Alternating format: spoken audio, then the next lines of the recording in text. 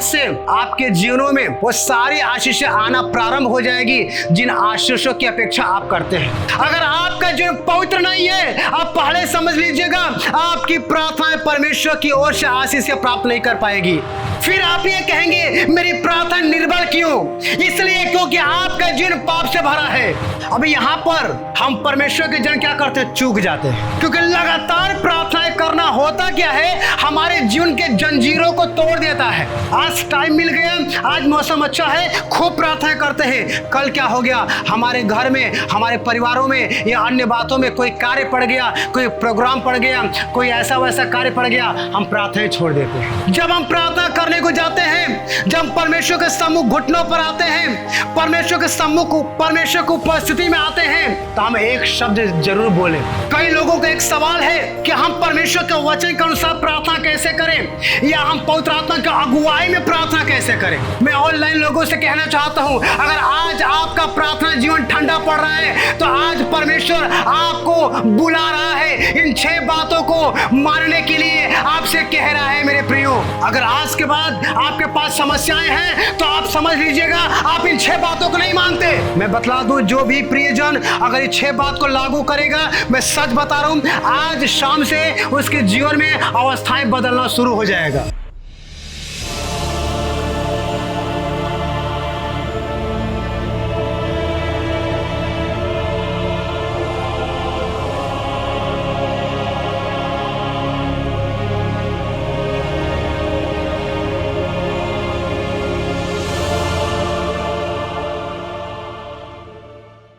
Hallelujah. आज के वचन सरमन का जो टॉपिक है, आज के वचन प्रचार का जो विषय है वह इस प्रकार से है कि सामर्थी प्रार्थना कैसे करें। और सचमुच में यदि आज आप लोग परमेश्वर के पवित्र आत्मा के मदद से वचन को ग्रहण करेंगे, वचन को अपने जीवनों में रिसीव करेंगे, तो आपका जीवन जैसे पहले था, दुखों में, संकटों में, स्ट्रगल में, कष्टों में, शायद वैसे नहीं रह पाएगा। और आज से आपके जीवनों में सब कुछ न्यू होगा, और आज से आपके जीवनों में वो सारी आशीषें आना प्रारंभ हो जाएगी जिन आशीषों की अपेक्षा आप करते हैं, बल्कि उससे बढ़ करके। क्योंकि हमारा परमेश्वर क्या है? हमारा पिता भी है, और पिता को यह मालूम होता है कि हम अपने बच्चों को उनके मांग से ज़्यादा, उनके कल्पनाओं से ज़्यादा बेहतर से बेहतर कितना ज़्यादा दे सके। अब परमेश्वर देने में सक्षम भी है, लेकिन आज के वचन के थ्रू जो परमेश्वर काम करना चाहता है उसको काम करने दीजिएगा, ताकि परमेश्वर की महिमा और परमेश्वर की बड़ाई हो सके। हालेलुया।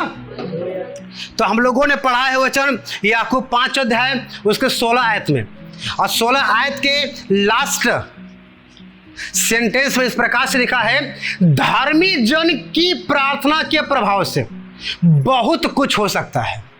हालेलुया। लिखा है धर्मी जन की प्रार्थना के प्रभाव से बहुत कुछ हो सकता है। आखिर यहां परमेश्वर कह सकता था कि प्रार्थना के प्रभाव से बहुत कुछ हो सकता है, लेकिन आज कुछ अलग विषय है, आज कुछ अलग बातें हैं। इसलिए परमेश्वर ने कुछ वर्ड और इंक्लूड कर दिया। वह इस प्रकार से जोड़ दिया है कि धर्मी जन के प्रार्थना के प्रभाव से बहुत कुछ हो सकता है। तो परमेश्वर आज हमारे थ्रू हम लोगों से यह सवाल कर रहा है, मतलब मुझसे भी और आपसे भी यह प्रश्न कर रहा है, क्या हम लोग धार्मिक जन हैं या नहीं है? ध्यान दीजिएगा, क्या हम लोग धार्मिक जन हैं या नहीं है? और यदि धार्मिक जन हैं तो परमेश्वर पुनः आपको स्मरण दिलाना चाहता है कि आपके प्रार्थना के प्रभाव से बहुत कुछ हो सकता है। लेकिन अगर हम लोग धार्मिक जन नहीं हैं तो हमारे प्रार्थना के प्रभाव से शायद कुछ नहीं हो सकता है। अब मेरे प्रियो, यहां पर परमेश्वर कार्य करना चाहता है। उदाहरण के लिए, हम जितने भी जन परमेश्वर में हैं, हम जितने भी जन प्रभु यीशु मसीह में परमेश्वर के संतान हैं, हम लोग जितने भी जन परमेश्वर के भवन में उपस्थित हैं, तो वह इसलिए नहीं कि हमारे पास कोई और कार्य नहीं था, वह इसलिए कि हम लोग सच्चाई को तो समझ चुके हैं, लेकिन सच्चाई को समझने के बाद हम लोगों के जीवन में दुखों का पहाड़ है, और दुखों के पहाड़ को हटने के लिए या दुखों के पहाड़ को छटने के लिए हम परमेश्वर के भवन में क्या है, उपस्थित हैं या इकट्ठे हैं।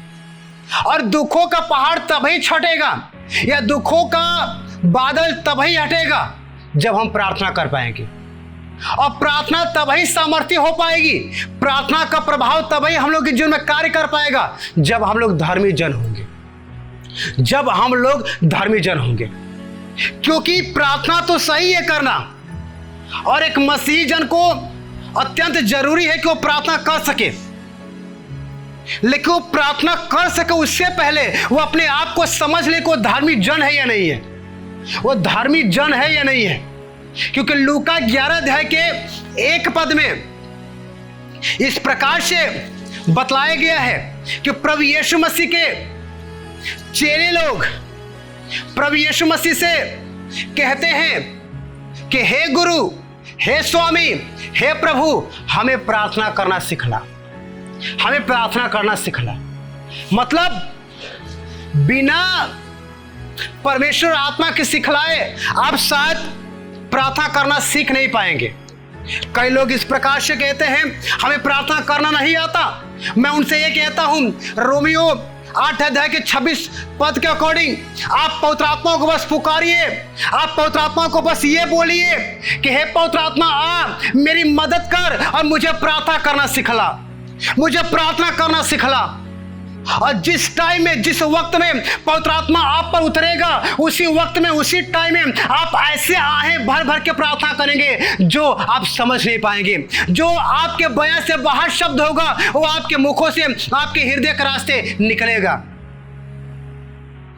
क्योंकि प्रार्थना करना जरूरी है, और प्रार्थना करना सिखलाना परमेश्वर का कार्य है। प्रार्थना करना सीख सके हमें परमेश्वर का आमंत्रित करना हमारा कार्य है, लेकिन उससे पहले हमें धर्मी जन बनना पड़ेगा, हमें धर्मी जन बनना पड़ेगा मेरे प्रियो, हमें धर्मी जन बनना पड़ेगा। क्योंकि आज बहुत से विश्वासी प्रार्थना तो करते हैं, लेकिन उनके जीवन में प्रार्थना का सामर्थ्य नहीं दिखाई देता। हालेलुया। आप देखिएगा अत्याधिक चर्चों में, अत्याधिक परमेश्वर के भवनों में जो विश्वासी जन हैं, जो परमेश्वर के जन हैं, वह प्रार्थना तो करते हैं, लेकिन उनके जीवन में, उनके जीवनों में प्रार्थना का सामर्थ्य दिखाई नहीं देता। मेरे प्रियो, हम लोगों में से बहुत से लोगों के जीवनों में भी जो लोग प्रार्थना करते हैं, वो प्रार्थना तो करते हैं, लेकिन प्रार्थनाओं का सामर्थ्य दिखाई नहीं देता। और समस्या यह नहीं कि परमेश्वर नहीं सुनता, समस्या यह नहीं कि परमेश्वर नहीं सुनता। कई बार समस्या यह होती है कि हम प्रार्थना करना तो जानते हैं, हम अपने बुद्धि, अपने ज्ञान के अकॉर्डिंग प्रार्थना करना तो जानते हैं, पर सामर्थ्य प्रार्थना करना हम सीखने का प्रयास नहीं करते। सामर्थ्य प्रार्थना करना हम उसकी विशेष चाह नहीं रखते। इसलिए हमारे जीवन में प्रार्थनाएं तो होता है, लेकिन प्रार्थनाओं के सामर्थ्य दिखाई नहीं देता है। मेरे प्रियो, बाइबल में ऐसे लोगों को देखते हैं जिनकी प्रार्थना से वर्षा रुकी। हालेलुया। जब आप पवित्र बाइबल सुनते हैं, जब आप पवित्र बाइबल पढ़ते हैं, तो इस प्रकार से देखते होंगे, पहला राजाओं में शायद, दूसरा राजाओं में शायद, कि परमेश्वर के एक जन जिनका नाम भविष्यवक्ता एलिजा है, उनकी प्रार्थनाओं से वर्षा रुक गई, उनकी प्रार्थनाओं से ओस रुक गया, और फिर उनकी प्रार्थनाओं से ओस भी प्रारंभ हो गया और वर्षा भी प्रारंभ हो गया। कैसे? कैसे? ध्यान दीजिएगा, क्योंकि कहीं न कहीं वो सिर्फ प्रार्थना ही नहीं करते थे, वरन वह सामर्थी प्रार्थना करना सीखे थे या सीखते थे। इसलिए उनके जीवन से प्रार्थना में क्या होता था? सामर्थ्य दिखाई देता है। मेरे प्रियो, आपने देखा होगा परमेश्वर के पवित्र बाइबल में कि यही भविष्यवक्ता एलीशा क्या किया है पहला राजाओं में या दूसरा राजाओं में, कि स्वर्ग से आग को प्रकट कर दिया। लगभग 400 या 450 बाल नबियों के सम्मुख, एक शब्दों में। कैसे? इस भविष्यवक्ता एलीशा जो धर्मी जन है, कैसे इसके जीवन से स्वर्ग से आग प्रकट हो गया? कई बार आप देखते हैं पवित्र बाइबल में, शायद प्रेरितों में या रोमियों में देखते होंगे कि जब पौलुस और सिलास वर्शिप कर रहे थे, परमेश्वर से विनती कर रहे थे, तो जेल के दरवाजे खुल गए। कई बार देखते होंगे परमेश्वर के पवित्र बाइबल में कि जब कलीसिया लो लगाकर प्रार्थना कर रही थी, पतरस जो बंदीगृह में था, जेल में था, उस बंदीगृह का, उस जेल का दरवाजा खुल गया। आपने पवित्र बाइबल में देखा होगा कई बार धर्मी जन की प्रार्थना से मृतक लोग, मरे हुए जन जीवित हो उठते थे। तो जो परमेश्वर उस टाइम में अपने प्रियजनों के प्रार्थना के थ्रू अपने सामर्थ्य को प्रकट करता था, क्या वह परमेश्वर हमारा परमेश्वर नहीं है? है। वही परमेश्वर हमारा परमेश्वर भी है। वह उस टाइम भी जीवित था, वह आज भी जीवित है, और युगान युग वो जीविता ही रहता है, और जीविता ही रहेगा, क्योंकि मृत्यु उसको छू नहीं सकती। तो जब वही परमेश्वर हमारा भी परमेश्वर है, और वही परमेश्वर आज हमारे जीवनों में जीवित परमेश्वर भी कहलाता है, तो फिर हम क्यों नहीं अपने प्रार्थनाओं में परमेश्वर के सामर्थ्य को देख पाते? हालेलुया। हम क्यों नहीं परमेश्वर के सामर्थ्य को अपने प्रार्थनाओं में देख पाते? हम अनेकों विषयों के लिए प्रार्थनाएं तो करते हैं, लेकिन प्रार्थना करने से पहले वो विषय जैसा था, प्रार्थना करने के बाद भी वो विषय वैसे ही रहता है। और कुछ घंटों के बाद, कुछ दिनों के बाद, कुछ सप्ताहों के बाद, कुछ महीनों के बाद, कुछ वर्षों के बाद भी उन विषयों में, उस अवस्थाओं में कोई परिवर्तन, कोई बदलाव नहीं होता है, कोई चेंजिंग नहीं होता है। क्यों? क्योंकि आपके प्रार्थनाओं में सामर्थ्यहीनता है, आपके प्रार्थनाओं में सामर्थ्य नहीं है। लेकिन आज मैं पुनः आपसे कहना चाहूंगा मेरे प्रियो, कि आज हम लोग सीखेंगे कि ऐसी प्रार्थना कैसे करें, एक सामर्थी प्रार्थना कैसे करें जो परमेश्वर की हृदय को छू दे, जो परमेश्वर के सिंहासन को हिला दे, जो परमेश्वर के हृदय को स्पर्श कर दे। हालेलुया। आप समझ पा रहे हैं? आप समझ पा रहे हैं? आज हम लोग एक सामर्थी प्रार्थना कैसे करें जो परमेश्वर के हृदय को छू सके, इसके प्रति ही, इसके विषय में ही, इस टॉपिक के विषय में ही हम लोग वचन को सुनना प्रारंभ करेंगे।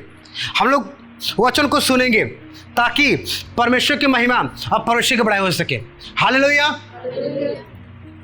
तो लिखने वाले लिख सकते हैं और सुनने वाले स्मरण कर सकते हैं।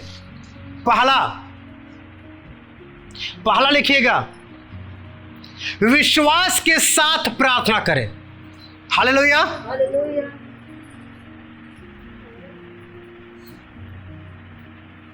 हालेलुया। आप लोग लिखिएगा, पहला होगा, अगर आप लोग सचमुच में, पुनः मैं कहना चाहता हूं, यदि आप लोग सचमुच में एक सामर्थी प्रार्थना करना चाहते हैं और आपकी प्रार्थनाओं में सामर्थ्य प्रकट हो परमेश्वर की, ऐसा इच्छा रखते हैं, ऐसा अपेक्षा करते हैं, तो ध्यानपूर्वक वचन को सुनिएगा और लिखने वाले लोग लिखिएगा, पहला क्या कार्य करना पड़ेगा आप लोगों को? पहला कार्य करना पड़ेगा, विश्वास के साथ प्रार्थना करें। विश्वास के साथ क्या करना होगा? प्रार्थना करना होगा। अब ध्यान दीजिएगा, प्रार्थना तो करना होगा, लेकिन विश्वास के साथ प्रार्थना करना होगा मेरे प्रियो। और मैं फोर्स करूंगा, मैं बार बार एक एक टॉपिक को नोटिस करूंगा और आप भी नोटिस कर सको, ऐसा मैं आपके सम्मुख एक एक शब्द को बार बार दोहराने का प्रयास करूंगा। पहला है क्या? कि विश्वास के साथ प्रार्थना करें। हालेलुया, विश्वास के साथ प्रार्थना करें। हम लोग निकालते हैं परमेश्वर के वचन से मरकुस 11 अध्याय और 24 आयत, और हम लोग इसको पढ़ने का प्रयास करते हैं। आप लोग सुनिएगा, लिखा है, इसलिए मैं तुमसे कहता हूं कि जो कुछ तुम प्रार्थना करके मांगो। हालेलुया, हम प्रार्थनाओं में कुछ प्राप्त करना चाहते हैं। अब परमेश्वर के पवित्र बाइबल में इस प्रकार से लिखा है, मरकुस में लिखा है, इसलिए मैं तुमसे कहता हूं कि जो कुछ तुम प्रार्थना करके मांगो तो प्रतीति कर लो, तो विश्वास कर लो, तो प्रतीति कर लो कि तुम्हें मिल गया और तुम्हारे लिए हो जाएगा। हालेलुया, यहां पर परमेश्वर का पवित्र बाइबल कहता है कि जो कुछ तुम प्रार्थना करके मांगो, हो सकता है आप अपने बीमारी की भी से चंगाई मांग रहे हो, अपने रोग की भी से चंगाई मांग रहे हो, अपने शैतान के ग्रसित के भी से छुटकारा मांग रहे हो, अपने जीवन में बड़े बड़े आश्चर्य कर्म मांग रहे हो, अपने गरीबी के भी से छुटकारा मांग रहे हो, अपने कर्ज के भी से छुटकारा मांग रहे हो, या अलग अलग ब्लेसिंग मांग रहे हो अपने बच्चों के लिए, अपने पिता माता पति पत्नी भाई बहन के लिए, अपने परिवारों के लिए, तो परमेश्वर आपसे कहता है कि जो कुछ तुम प्रार्थना करके मांगो। परमेश्वर वचन कहता है जो कुछ तुम प्रार्थना करके मांगो तो पहला कार्य प्रतीति कर लो। ध्यान दीजिएगा, प्रतीति, प्रतीति क्या होता है? कल्पना कर लेना, विश्वास कर लेना, यह समझ लेना अपने मन ही मन में कि वह मिल गया है, वह मिल गया है। आपके भीतर ही भीतर वह क्या हो गया है? प्राप्त हो गया है, मिल गया है। और वचन बतलाता है और तुम्हारे लिए हो जाएगा, तुम्हारे लिए हो जाएगा। हालेलुया, समझ आ रहा है? हालेलुया, क्योंकि प्रार्थना केवल शब्द नहीं है। हम प्रार्थनाओं में शब्द प्रकट करते हैं। अब पवित्र बाइबल कहता है प्रार्थना केवल शब्द नहीं है, वरन विश्वास का कार्य है। ध्यान दीजिएगा, प्रार्थना केवल शब्द नहीं है वरन विश्वास का कार्य है। यदि हम पहले ही अपने मन में हार मान ले तो प्रार्थना निर्बल हो जाती है मेरे प्रियो। उदाहरण के लिए हम क्या करते हैं, हमारे लाइफ पे कोई अवस्था हमारे लाइफ के अकॉर्डिंग नहीं होता है, सिचुएशन हमारे विपरीत में होता है, और उस सिचुएशन को बदलने के लिए, अपनी अवस्था को परिवर्तित करने के लिए जब हम परमेश्वर के सम्मुख जाते हैं और अपनी अवस्था को देखकर, अपने सिचुएशन को स्मरण करके अगर अपने मन ही में हार मान लेते हैं, अपने मन ही में क्या कर लेते हैं? हार मान लेते हैं, तो परमेश्वर कहता है कि आपकी प्रार्थना निर्बल हो जाती है। निर्बल मतलब दुर्बल, अर्थात कमजोर हो जाती है। और यहां पर हम सिखलाना क्या चाहते हैं? आपकी प्रार्थना सामर्थी प्रार्थना कैसे होगी, आपके प्रार्थनाओं में सामर्थ कैसे प्रकट होगा, सक्रिय कैसे होगा। तो ध्यान दीजिएगा, जब भी किसी अवस्था को बदलने के लिए, जब भी कुछ प्राप्त करने के लिए अगर आप परमेश्वर के सम्मुख जाते हैं, अगर आप परमेश्वर के सम्मुख अपने घुटनों पर आते हैं, तो आपको करना क्या होगा? अपने मन ही में जो हार मानने की प्रक्रिया है उसको छोड़ना होगा। और वहां पर क्या करना पड़ेगा? अपने मन ही में प्रतीति कर लीजिए, मरकुस 11 के 14 के अकॉर्डिंग मन ही में विश्वास कर लीजिए, प्रतीति कर लीजिए। क्योंकि जब विश्वास कर लेंगे, प्रतीति कर लेंगे, तो आपकी प्रार्थना निर्बल नहीं हो जाती है और आपकी प्रार्थना सामर्थी हो जाती है मेरे प्रियो।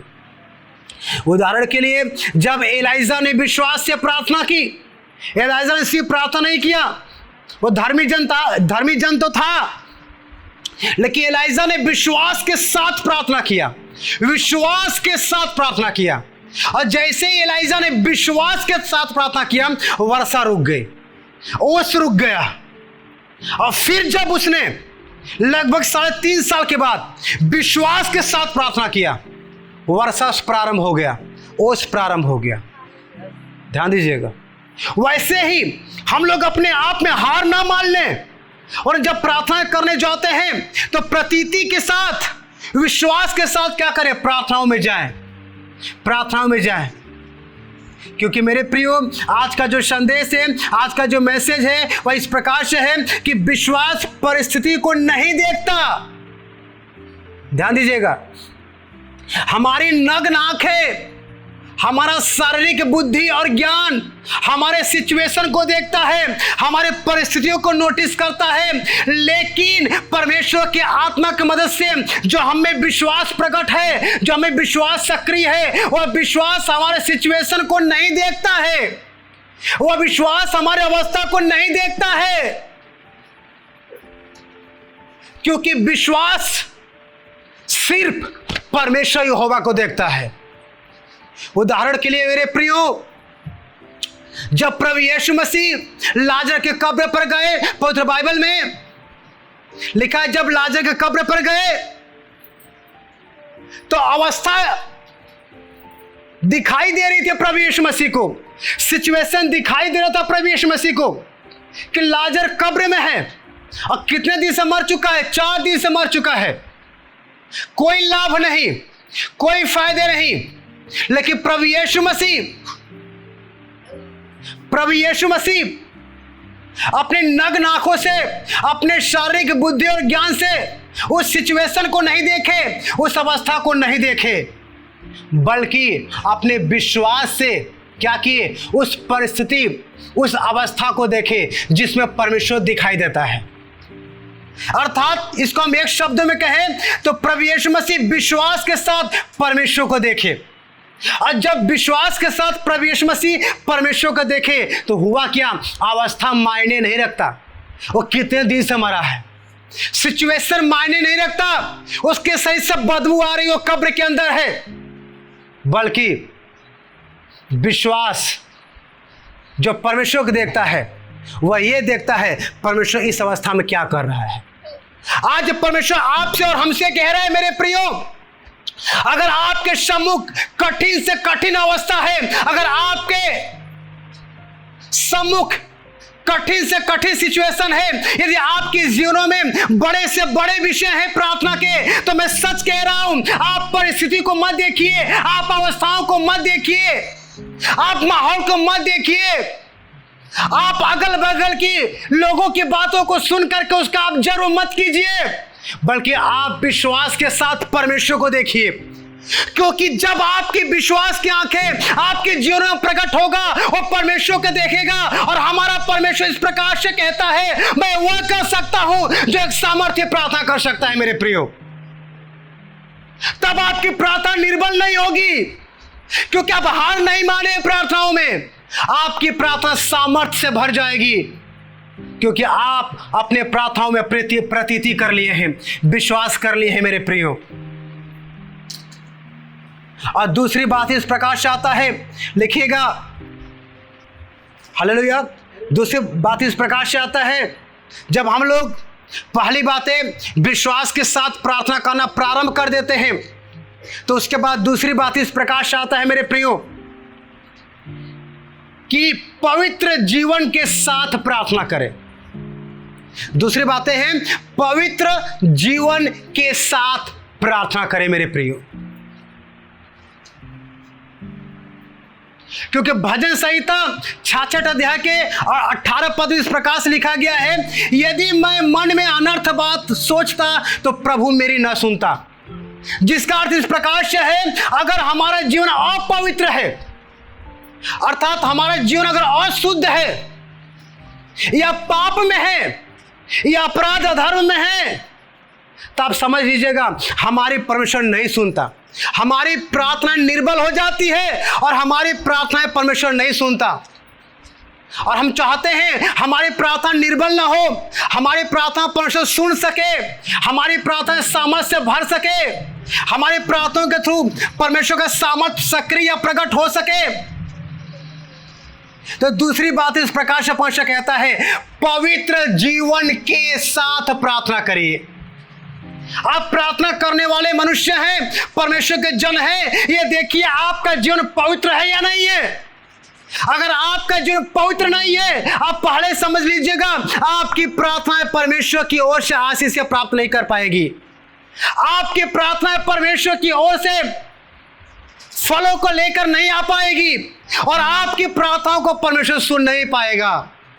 इसलिए ध्यान रहे मेरे प्रियो, आप अपने जीवनों को जो प्रार्थना करने वाले परमेश्वर के जन हैं, क्या करिए, पवित्रता में लाइए, पवित्रता में ढालिए। क्योंकि अगर आप अपने प्रार्थनाओं को सामर्थ्य में बदलना चाहते हैं, अपने प्रार्थनाओं के द्वारा परमेश्वर के सामर्थ्य को प्रकट करना चाहते हैं, तो दूसरा कार्य इस प्रकार से है, अपने जीवन को पवित्र कीजिए, अपने जीवन को पवित्र कीजिए मेरे प्रियो।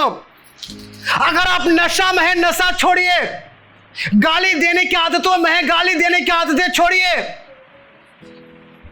अगर कोई संसार के शारीरिकता के प्रेम में है, उसको छोड़िए। अब शब्दों की आदतों में है, उसको छोड़िए। अर्थात अनेक उस प्रकार के पापों को छोड़िए मेरे प्रियो, जो आपके जीवन को पवित्र बनने से रोक रहा है। क्योंकि आपका जीवन अगर पवित्र नहीं रहेगा, परमेश्वर यहोवा आपकी प्रार्थनाओं को अनसुनी कर देगा। परमेश्वर यहोवा आपकी प्रार्थनाओं को सुन ही नहीं सकता। फिर आप ये कहेंगे मेरी प्रार्थना निर्बल क्यों? इसलिए क्योंकि आपका जीवन पाप से भरा है। लेकिन आज परमेश्वर कह रहा है आपके जीवन पवित्रता से भरना चाहिए, आपका लाइफ पवित्रता से भरना चाहिए, ताकि परमेश्वर क्या करे, आपके जीवन में आपके प्रार्थनाओं का उत्तर दे सके, आप प्रार्थनाएं कर सके मेरे परमेश्वर, मेरे प्रियो। तो परमेश्वर क्या करे, उस प्रार्थनाओं का सामर्थ्य आपके जीवन में, आपके अवस्थाओं में क्या करे, सक्रिय कर सके मेरे प्रियो। हालेलुया। क्योंकि यदि हृदय में हम जानबूझकर पाप को पकड़े रहेंगे, तो हमारी प्रार्थनाओं का कोई सामर्थ्य सक्रिय नहीं होगा। ध्यान दीजिएगा, अगर हम अपने हृदयों में, अपने मनों में जानबूझकर कि ये समझ चुके हैं कि ये पाप है, फिर भी आदतों उसको छोड़ते नहीं है, आदतों उसको पकड़े ही रहते हैं, तो आप समझिएगा आपकी प्रार्थनाएं क्या है, प्रभाव रहित है, मतलब निर्बल है। और आपके प्रार्थनाओं से परमेश्वर की सामर्थ्य प्रकट नहीं होगी। और जब सामर्थ्य प्रकट नहीं होगी तो आपके पिता नहीं बदलेंगे, आपकी माता नहीं बदलेंगे, आपके परिवार नहीं बदलेगा, आपका सिचुएशन नहीं बदलेगा, आपके लाइफ की अवस्थाएं जो रोग में, जो बीमारी में है, वो नहीं बदलेगा मेरे प्रियो। क्योंकि आपने जानबूझकर क्या किया है, अपने हृदय में पाप को पकड़ के बैठा है, पाप को पकड़ के बैठा है। क्योंकि जैसे ही हमारे जीवन में पाप रहता है, वैसे ही हमारे जीवन में प्रार्थना क्या होता है, प्रभाव रहित हो जाता है, प्रभावशाली नहीं वरन प्रभाव रहित हो जाता है मेरे प्रियो। लेकिन ध्यान दीजिएगा, पवित्रता प्रार्थना की शक्ति को बढ़ाता है, और पाप जो है, अपराध अधर्म जो है, वो प्रार्थना की शक्ति को कम कर देता है या खत्म कर देता है। आज बहुतों की शिकायत इस प्रकार से है, आज बहुतों की शिकायत इस प्रकार से मेरे प्रियो, जो ऑनलाइन है उनके भी लाइफ में और जो ऑफलाइन उनके भी लाइफ में, हमारी प्रार्थनाओं का असर कहाँ रहा? हम प्रार्थनाएं तो कर रहे हैं लंबे टाइम से, उसका प्रभाव कहाँ रहा? परमेश्वर ऑनलाइन के लोगों से इस प्रकार से कह रहे हैं, आप अपने जीवन को क्या करिए, अपने जीवन का परीक्षण करिए, अपने जीवन को रीचेक करिए, कहीं आपके जीवन पाप तो नहीं है। क्योंकि आपके जीवन में पाप होगा तो आपके प्रार्थनाओं के रिजल्ट नहीं है। अगर आपके जीवन में अपवित्रता होगा तो आपकी प्रार्थना सामर्थ्यहीनता में जाएगी, आपके प्रार्थनाओं का उत्तर आने में विलंब होगा, यह नहीं भी आ सकता है। क्योंकि मेरे प्रियो, परमेश्वर प्रार्थनाओं का उत्तर देने से पहले हमारे जीवन का पवित्रता में लाना चाहता है। इसलिए मैं बार बार कहता हूं मेरे प्रियो, हर दिन पश्चाताप कीजिए और आत्म परीक्षण कीजिए, क्योंकि आपके लाइफ को रीचेक करना कि आपके लाइफ से कोई पाप तो नहीं हो रहा है, आपके लाइफ के विषय बहुत ही अति अनिवार्य है मेरे प्रियो। आप यहां पर बैठे हैं, आप घर में हैं, आप कहीं पर भी हैं, आप अपने लाइफ को चेक कीजिए, आप अपने लाइफ को बार बार रीचेक कीजिए। कहीं आप पाप तो नहीं कर रहे हैं, कहीं आप पाप में तो नहीं है। अगर है, आप 100% समझिएगा आपकी प्रार्थनाओं को करने से कोई लाभ नहीं है, कोई भी लाभ नहीं है। फिर आप ये मत चिल्लाइए प्रभु के सेवकों से, प्रभु की सेविका से, लोगों से, हमारी प्रार्थना को उत्तर नहीं आता, हमारे परिवार नहीं बदलता, हमारे पिताजी नशा नहीं छोड़ते। नहीं छोड़ सकते, नहीं बदल सकता, क्योंकि हमने पाप नहीं छोड़ा, हमने पाप नहीं छोड़ा मेरे प्रियो। क्योंकि पाप हमेशा प्रार्थनाओं की शक्ति को कम कर देता है, प्रार्थनाओं की शक्ति को बढ़ने से रोक देता है मेरे प्रियो। इसलिए हम लोग अपने जीवन को क्या करें, पवित्रता में ढालें, पवित्रता में ढालें मेरे प्रियो। हालेलुया। और जब ये 2 कार्य हम लोग कंप्लीट करना शुरू कर देंगे तो आइए तीसरी बातें भी हम लोग सीखने का प्रयास करेंगे मेरे प्रियो। तीसरी बात इस प्रकार से है, परमेश्वर के वचन के अनुसार प्रार्थना करें। हालेलुया। हमने पहली बातें सीखा, विश्वास के साथ प्रार्थना कीजिए, और हमने दूसरी बात सीखा, पवित्रता के साथ प्रार्थना कीजिए, और हम तीसरी बात सीखने जा रहे हैं कि परमेश्वर के वचन के अनुसार प्रार्थना करें। ध्यान दीजिएगा। अब मैं उन परमेश्वर के जनों से कहना चाहता हूं जो पवित्र बाइबल को खोलते ही नहीं है, जो पवित्र बाइबल के वचन को सुनने का प्रयास ही नहीं करते, तो वो कैसे कर पाएंगे परमेश्वर के वचन के अनुसार प्रार्थनाएं। और जब परमेश्वर के वचन के अनुसार प्रार्थना नहीं कर पाएंगे, उनकी प्रार्थनाएं सामर्थ्यहीन हो जाएगी, उनकी प्रार्थनाएं का शक्ति कम हो जाएगा, घट जाएगा या खत्म हो जाएगा मेरे प्रियो। लेकिन आज परमेश्वर आपसे कह रहा है तीसरी बातों में कि आप परमेश्वर के वचन के अनुसार प्रार्थना करें। जब हम परमेश्वर के प्रॉमिस को पकड़कर, जब हम परमेश्वर के वादों को पकड़कर प्रार्थना करते हैं तो हमारा विश्वास दृढ़ हो जाता है। हमारा विश्वास क्या हो जाता है? दृढ़ हो जाता है मेरे प्रियो। क्योंकि जब आप लोग पवित्र बाइबल में मत्ती रचित सुसमाचार 4 अध्याय में पढ़ेंगे तो जब प्रभु यीशु मसीह के सम्मुख शैतान कुछ परीक्षाओं को लेकर के आया तो प्रभु यीशु मसीह पवित्र बाइबल को अध्ययन करते थे। प्रभु यीशु मसीह परमेश्वर यहोवा के वचन को सुनते थे, स्मरण रखते थे। इसलिए शैतान को उस परीक्षा में पराजय करने के लिए क्या किया? वचन को बोला, वचन का उपयोग किया। क्योंकि जैसे ही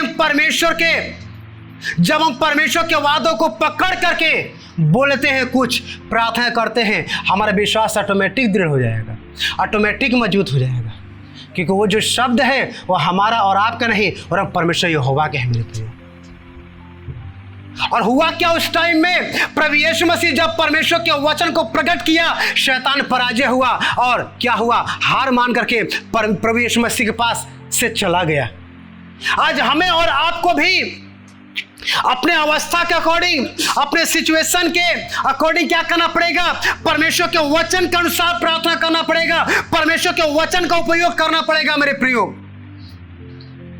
अगर आप बीमार हैं, अगर आप रोग में हैं, तो आप परमेश्वर के वचन का प्रयोग कीजिए। कि निर्गमन 15 अध्याय के 26 लिखा है कि परमेश्वर आपने वायदा किया है, प्रॉमिस किया है, और मैं उसको पकड़ा हूं, और वायदा इस प्रकार से है कि तू हमारा चंगा करने वाला यहोवा है। परमेश्वर उस वादों को स्मरण करेगा और आपको क्या करेगा? अपने वादों को पूरा करने के लिए आपको क्या करेगा? चंगा करेगा। इसलिए तीसरी बातें ध्यान दीजिएगा मेरे प्रियो, आपको परमेश्वर के वचन के अनुसार क्या करना है? प्रार्थना करना है। आपको परमेश्वर के वचन को बोल के क्या करना है? प्रार्थनाएं करना है। Hallelujah, hallelujah. समझ पा रहे हैं? अगर आप लोग ये चाहते हैं आपके जीवन में जो आपका प्रार्थना है वो सामर्थ से भर जाए, आपके प्रार्थनाओं में परमेश्वर के सामर्थ सक्रिय हो, आपकी प्रार्थनाएं सामर्थ से भरपूर हो, और आप एक सामर्थी प्रार्थना योद्धा के रूप में क्या करें, इस संसार में सक्रिय हो, प्रवाहित हो, प्रकट हो, चल फिर सके, तो पहला कार्य आप लोगों ने सीखा है, विश्वास के साथ क्या करना पड़ेगा, आपको प्रार्थना करना पड़ेगा। दूसरा कार्य है, आपको पवित्र जीवन के साथ क्या करना पड़ेगा, प्रार्थना करना पड़ेगा। और तीसरा बात आपने सीखा है कि आपको परमेश्वर के वचन के अनुसार क्या करना पड़ेगा, प्रार्थना करना पड़ेगा। और इसी सिलसिले में हम आगे चलेंगे और चौथी बातें भी सीखने का प्रयास करेंगे, क्योंकि जितना पहली बातें इंपॉर्टेंट है उतना चौथी बातें भी इंपॉर्टेंट है मेरे प्रियो। हर एक विकल्प जो मैं बता रहा हूं वो उतना ही अनिवार्य है जितना पहला है, जितना दूसरा है, जितना तीसरा है, क्योंकि हमें सामर्थ्य प्रार्थना बनना है, हमें सामर्थ्य प्रार्थना योद्धा बनना है मेरे प्रियो। हालेलुया। तो चौथी बात इस प्रकार से है, हमें लगातार प्रार्थना करना है, अर्थात लगातार प्रार्थना करें। अभी यहां पर हम परमेश्वर के जन क्या करते हैं, चूक जाते हैं। चूक जाने का मतलब क्या है? चूक जाने का मतलब यह है कि हम आज प्रभु में तो आए, एक्साइटेड होकर के परमेश्वर की वर्शिप किए, परमेश्वर से प्रार्थना किए, परमेश्वर के वचन को ग्रहण किए, एक दिन, एक सप्ताह, एक महीना, फिर क्या हुआ, हम प्रार्थनाएं कम कर दिए, हम पवित्र बाइबल का स्टडी करना, अध्ययन करना बंद कर दिए, वरन हम परमेश्वर के प्रति वफादार रहना बंद कर दिए। और होता क्या है, यह सब कुछ कम होना या बंद होना हमारे जीवन में हमारे प्रार्थनाओं को इफेक्ट करता है, हमारे प्रार्थनाओं को सामर्थ्यहीनता में बदल देता है मेरे प्रियो। इसलिए लूका 18 अध्याय जब पढ़ेंगे आप पवित्र बाइबल से, तो उसमें इस प्रकार से प्रभु यीशु मसीह एक दृष्टांत, एक कहानी बताता है, एक विधवा स्त्री का।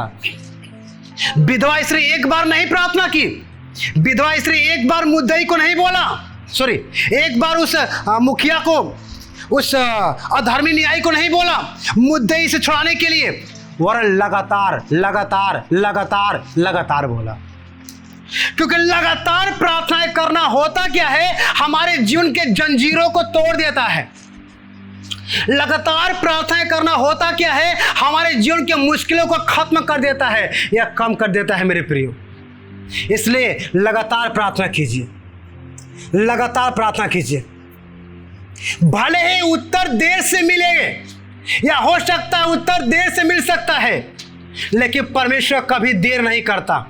आप लगातार प्रार्थना करते रहिए, अब परमेश्वर आपके लगातार प्रार्थना का क्या करेगा, आपके जीवनों में जवाब देगा मेरे प्रियो।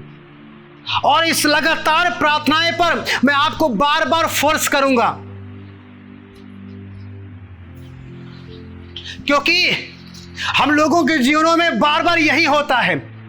आज टाइम मिल गया, आज मौसम अच्छा है, खूब प्रार्थना करते हैं, कल क्या हो गया, हमारे घर में, हमारे परिवारों में या अन्य बातों में कोई कार्य पड़ गया, कोई प्रोग्राम पड़ गया, कोई ऐसा वैसा कार्य पड़ गया, हम प्रार्थनाएं छोड़ देते हैं, हम प्रार्थनाएं छोड़ देते हैं। परमेश्वर कहता नहीं, अगर आप लगातार प्रार्थना करना छोड़ देते हैं, आपकी प्रार्थनाएं सामर्थ्यहीनता में आ जाती हैं, आपकी प्रार्थनाएं परमेश्वर ना सुने इस अवस्था में आ जाती है मेरे प्रियो। लेकिन आप कभी भी ये नहीं चाहते कि आपकी प्रार्थना परमेश्वर ना सुने, आप ये चाहते हैं परमेश्वर यहोवा आपकी प्रार्थना क्या करे, सुन सके। इसलिए लगातार प्रार्थना कीजिए, लगातार प्रार्थना कीजिए। जब आप लूका रचित सुसमाचार पढ़ते हैं पवित्र बाइबल में, शायद 11 अध्याय होगा या कोई अध्याय होगा, उसमें लिखा है इस प्रकार से एक स्टोरी कि जब एक मित्र अपने दूसरे मित्र घर जाता है, अपने किसी अलग मित्र के विषय रोटी मांगने के लिए, और जब दरवाजा खटखटाता है, एक बार खटखटाया, अंदर से आवाज आई, हम नहीं दे सकते, नहीं उठ सकते, हमारे परिवार या हमारा बच्चा हमारे पास सोया है, डिस्टर्ब होगा। लेकिन जब हार नहीं माना, लगातार खटखटाते गया, लगातार खटखटाते गया, लगातार खटखटाते गया, लास्ट में वह मित्र क्या हुआ, उठना पड़ा उसको, और अपने घर में से, अपने किचन में से जो मांग रहा था उसको क्या करना, रोटी क्या करना पड़ा, उसको देना पड़ा। और परमेश्वर इस कहानी से कहता है, जब एक मनुष्य के लिए लगातार बोलने पर, लगातार प्रार्थना करने पर क्या करता है, मजबूरन क्या करता है, उठ कर दे देता है जो मांगता है। तो हम परमेश्वर यहोवा, हम जब लगातार हमसे कोई कहेगा, हम क्यों देर करेंगे, हम क्यों देर करेंगे मेरे प्रियो? लगातार कीजिए, आप एक डे भी गैप ना कीजिए। चाहे कोई भी रीति हो, कोई भी ऋतु हो, कोई भी कार्य हो, कोई भी बातें क्यों ना हो, आप लगातार प्रेयर कीजिए, आप लगातार प्रेयर कीजिए। जैसे आप अपने जीवन को जीने के लिए लगातार श्वास का लेना आपको जरूरी समझ आता है, वैसे ही आप समझिएगा आपके जीवन पर परमेश्वर कार्य कर पाए, आपकी अवस्थाओं को बदल सके, उसके विषय आपको क्या करना पड़ेगा? लगातार लगातार लगातार क्या करना पड़ेगा? प्रार्थना, प्रार्थना करना पड़ेगा मेरे प्रियो। लगातार आपको क्या करना पड़ेगा? प्रार्थना करना पड़ेगा। मैं इस बात पर बार बार रुक करके आपको बोलूंगा, लगातार कीजिए।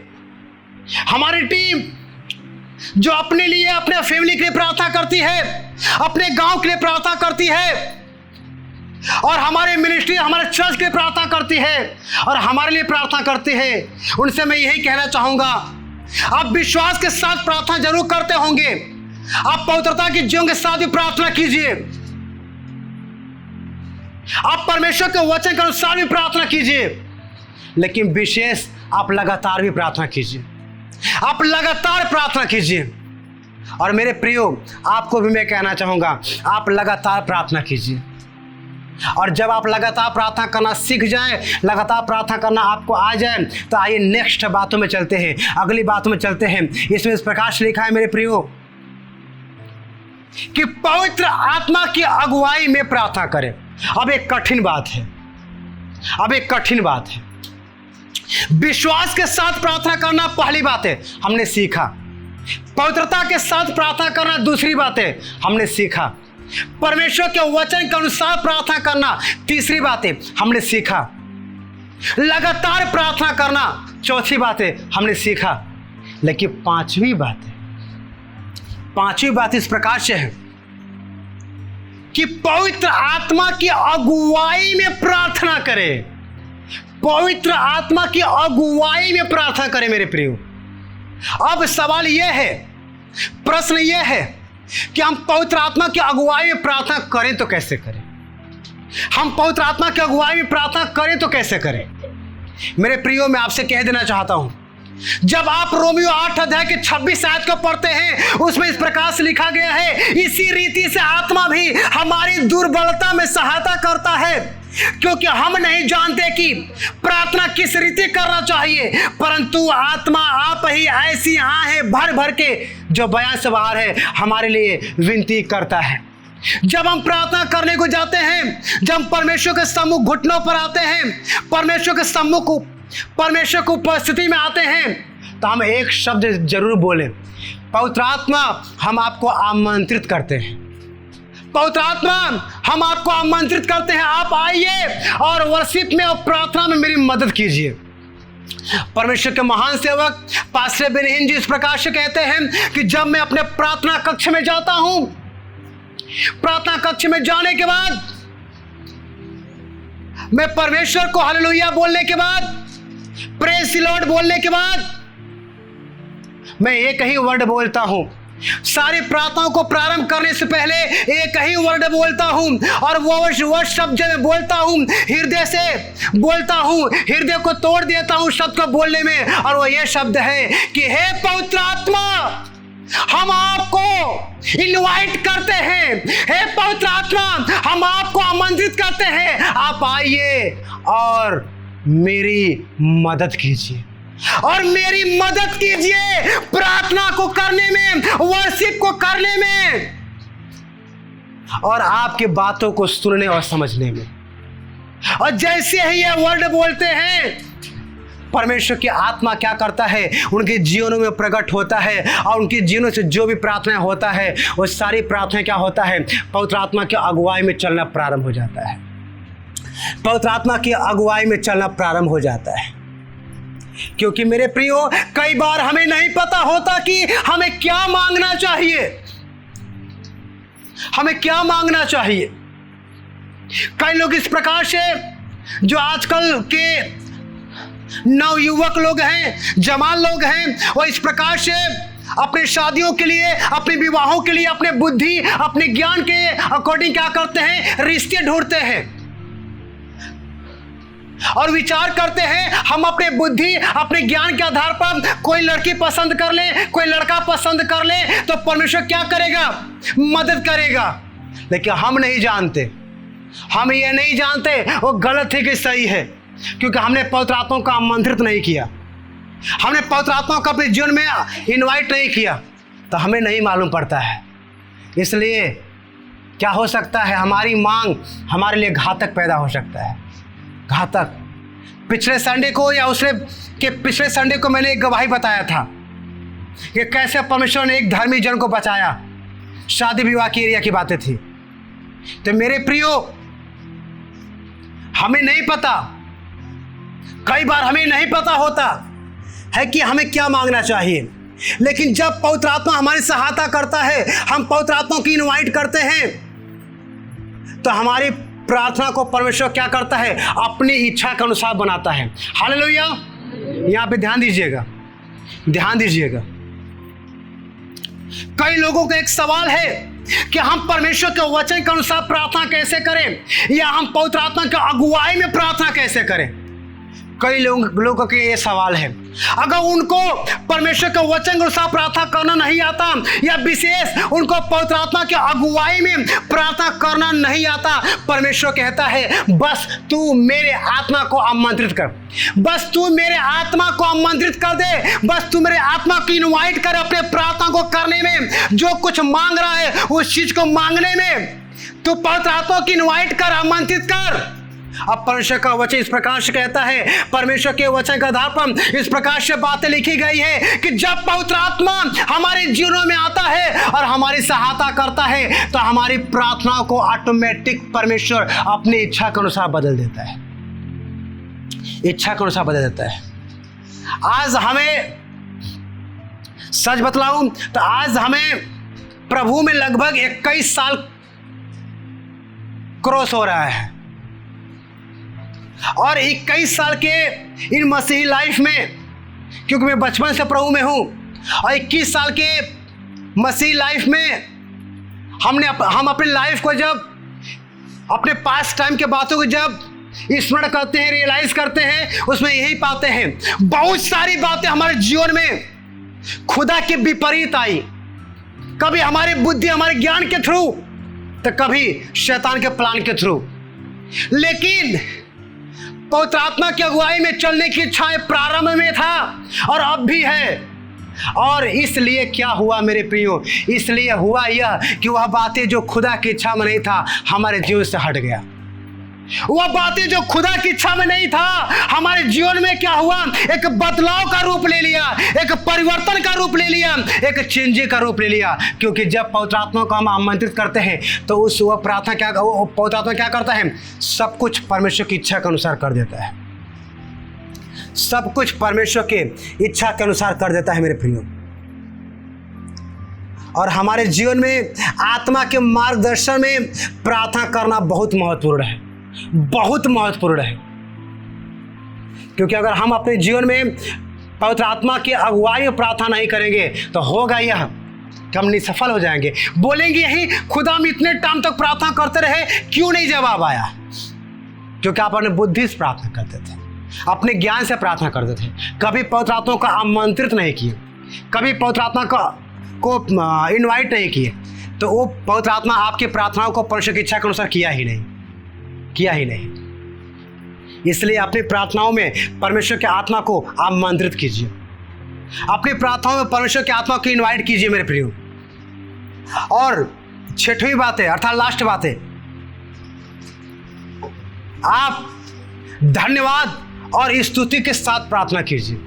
हम बार बार आपको बतलाते हैं कि जब भी आप परमेश्वर के सम्मुख जाते हैं, हालेलुया के साथ, पवित्र आत्मा को आमंत्रित के साथ, आप परमेश्वर के वर्शिप के लिए क्या करिए?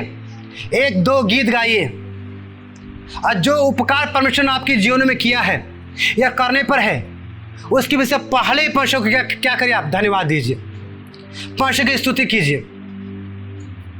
अगर हम सामर्थ्य प्रार्थना करना चाहते हैं तो, क्योंकि हर प्रार्थना केवल मांगने के लिए नहीं होती, परमेश्वर का धन्यवाद और स्तुति हमारे विश्वास को मजबूत करता है मेरे प्रियो।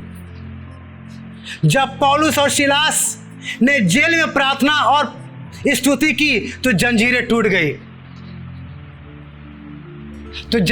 गई, मेरे प्रियो। और यदि हम लोग सामर्थ्य प्रार्थना करना चाहते हैं तो इन 6 बातों को हमेशा याद रखें, क्योंकि जरूरी है कि इन 6 बातों को अगर हम अपने जीवनों में याद रखेंगे, अपने जीवन से अप्लाई करेंगे, तो हमारे जीवन में क्या होगा? एक सामर्थी प्रार्थना योद्धा होगा मेरे प्रियो।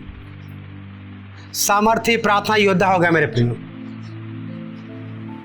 मैं वचन खत्म करते हुए आप लोगों को फिर से वह सारी बात दोहराने का प्रयास करूंगा जो आपके प्रार्थनाओं को सामर्थ्य से भर सकता है। पहली बात यह थी क्या? विश्वास के साथ प्रार्थना करें। अब जब भी आप प्रार्थनाओं में जाइएगा, आप विश्वास के साथ जाइएगा कि हम प्रार्थनाओं में जा रहे हैं, खुदा क्या करेगा? हमारी प्रार्थना सुनेगा। आप विश्वास के साथ क्या करिएगा? प्रार्थना कीजिएगा। हालेलुया। आप विश्वास के साथ क्या करिएगा? प्रार्थना कीजिएगा। दूसरी बात है, आप पवित्र जीवन के साथ प्रार्थना कीजिएगा। क्या करेंगे आप पवित्र जीवन के साथ क्या करेंगे? प्रार्थना करेंगे। तीसरी बात है, आप वचन के अनुसार प्रार्थना करिए। आप क्या करेंगे? वचन के अनुसार क्या करें? प्रार्थना करें। चौथी बात है, आप निरंतर प्रार्थना कीजिएगा। मतलब आप लगातार क्या करेगा? प्रार्थना कीजिएगा। और पांचवी बात है, आप पवित्र आत्मा की अगुवाई में पवित्र आत्मा की इनवाइट करके प्रार्थना कीजिएगा। छठवीं और लास्ट बात है, आप धन्यवाद और स्तुति करते रहिएगा। अब धन्यवाद स्तुति करना मत छोड़िएगा मेरे प्रियो। मैं बतला दूं, जो भी प्रियजन अगर ये 6 बात को लागू करेगा, मैं सच बता रहा हूं, आज शाम से उसके जीवन में अवस्थाएं बदलना शुरू हो जाएगा। श्योर है, उसके परिस्थिति बदलना शुरू हो जाएगा। अगर ये 6 बातें जो आज वचन में सिखलाया गया है, उन 6 बातों को अपने जीवन में लागू करें, परमेश्वर जरूर उसके जीवन में अपने सामर्थ को प्रकट करेगा, उसके अवस्थाओं को बदल देगा मेरे प्रियो। हालेलुया। ऑनलाइन जितने भी लोग सुन रहे हैं, मैं उनसे ये कह रहा हूं, अगर वो आज का वचन जो सामर्थ्य प्रार्थना कैसे करे, इसको सुन करके उसमें के 6 बातों को अपने लाइफ से अप्लाई करेगा, अगर उस बात को अप्लाई करके अपने जीवन को ऐसे व्यतीत करेगा, तो आज शाम से मैं भविष्यवाणी करता हूं उनके जीवन के लिए, उनके जीवन की अवस्थाएं बदलना शुरू हो जाएगी। हालेलुया। इन 6 बातों को मानिए। और मैं आपसे बार बार कहता हूं, अगर आप इस 6 बातों को मानेंगे तो परमेश्वर आपके जीवन को सामर्थ से भर देंगे। मैं बार बार कहता हूं, सामर्थ से भर देंगे। फिर आपके पास एक सवाल नहीं होगा, हमारे पिता नशा कर रहे, इतने सालों से छोड़ क्यों नहीं रहे हैं। आपके पास एक गवाही होगा, हमने प्रार्थना किया, 6 बातें लागू किया और हमारे पिता नशा करना कम कर दिए और धीरे धीरे छोड़ रहे हैं मेरे प्रियो। आपकी बीमारी नहीं हट रही है, आपके रोग नहीं हट रहे हैं, आप इन 6 बातों को लागू करिए, कुछ दिनों के बाद आपकी बीमारी गायब, आपके रोग गायब। आपका कर्ज खत्म नहीं हो रहा है, गरीबी खत्म नहीं हो रहा है, आपका जॉब नहीं मिल रहा है, आपके व्यापार नहीं बढ़ रहे हैं, आपका परिवार सुख में नहीं है। आज के 6 बातों को लागू करिए मेरे प्रियो, और सब कुछ होगा जो आप चाहते हैं उचित खुदा की इच्छा में। इन 6 बातों को लागू करिए, क्योंकि ये 6 बातें कोई नॉर्मल बातें नहीं है मेरे प्रियो। ये 6 बातें आपके जीवन को, आपके जीवन के सारे अवस्था को बदल देने वाली बातें हैं मेरे प्रियो। अगर आज के बाद आपके पास समस्याएं हैं तो आप समझ लीजिएगा आप इन 6 बातों को नहीं मानते। अगर आपका परिवार आज के वचन के बाद 1 महीने तक नशा में है, बुराई में है, पापों में है, मतलब आप सुन करके मेरी बातें नहीं माने, पर उनकी बातें मेरे साथ तय है। ये अगर मानना शुरू हो जाएंगे, आज शाम से बदलेगा, आज शाम से सब कुछ बदलेगा मेरे प्रियो। तो आप तैयार हैं? आप तैयार हैं? आज निर्णय लें, आज आप लोग डिसीजन लें। डिसीजन इस प्रकार से मेरे प्रियो, मैं केवल प्रार्थना करने वाला नहीं बल्कि सामर्थ्य प्रार्थना करने वाला विश्वासी बनूंगी। आपका एक निर्णय होना चाहिए, एक ठोस डिसीजन होना चाहिए कि हम केवल प्रार्थना करने वाला प्रभुजन नहीं बनेंगे। हाँ, हम परमेश्वर के ऐसे जन बनेंगे जो सामर्थ्य प्रार्थना करने वाला प्रभुजन होंगे मेरे प्रियो। और मैं आप लोगों से कुछ कहना चाहता हूं, यदि आपका प्रार्थना जीवन ठंडा पड़ गया है तो आज प्रभु आपको फिर से बुला रहा है। मैं ऑनलाइन लोगों से कहना चाहता हूं, अगर आज आपका प्रार्थना जीवन ठंडा पड़ रहा है तो आज परमेश्वर आपको बुला रहा है इन 6 बातों को मानने के लिए। आपसे कह रहा है मेरे प्रियो, परमेश्वर आज आपको बुला रहा है। कितने लोगों का ऐसा जीवन है जिनका जीवन प्रार्थनाओं में ठंडा पड़ गया है मेरे प्रियो। मैं पुनः बार बार कह रहा हूं, परमेश्वर आपको बुला रहा है, परमेश्वर आपको बुला रहा है। कुछ टाइम के बाद मेरे प्रियो, हर एक जन अपने घुटने टेकिएगा और उसके बाद जैसा मैं प्रार्थना करूंगा वैसा आप लोग प्रार्थना करने का प्रयास कीजिएगा मेरे प्रियो। तो आइए हर एक जन इन सारी बातों के लिए जहां पर बैठे हैं, जो लोग सक्षम हैं वो लोग क्या करिए, घुटने पर आइए, और जो लोग सक्षम नहीं है वो बैठे रहे या खड़ा हो जाएगा। जो लोग सक्षम है घुटने पर आए, सब लोग घुटने पर आए और मेरे संग प्रार्थना को दोहराइएगा। आंखें बंद कीजिए, मेरे संग प्रार्थना को दोहराइएगा। हे प्रभु, मुझे प्रार्थना का नया अभिषेक दे, मुझे ऐसा प्रार्थना करने वाला बना जिसकी प्रार्थना से परिस्थितियां बदले, आत्माएं बचे और तेरा नाम महिमा पाए।